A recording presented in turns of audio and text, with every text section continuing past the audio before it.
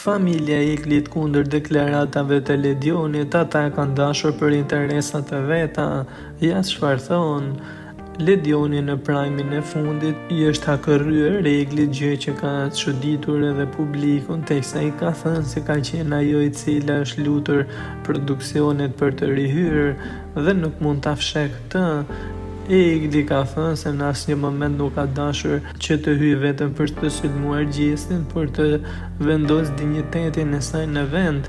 E duket se këtë deklaratë të Ledionit nuk e ka pëlqyer as familja e Eglit. Menjëherë pas kësaj, në një status në rrjetin social Instagram që e menaxhojnë, kanë reaguar duke dalë në mbrojtjet e Eglit e duke deklaruar se produksioni vetë ka dashur për interesa pas rënjes së shikueshmërisë, teksa shprehur: Po, e pam se si ishin ato prajmet e jetesa aty, të vakta e pa puls me Eglin, aktora apo jo, Egli jep atë që produksioni intereson shumë dhe që s'shkeme të vëmendje dhe mbërthim të audiencës, jepit Shezarit atë që i takon, boll me moral të bajatshëm. Ka qenë postimi kundër produksionit, teksa ata kanë postuar edhe një mesazh kundër Nedës dhe Arbrit, të cilët ju kundërvun Eglit.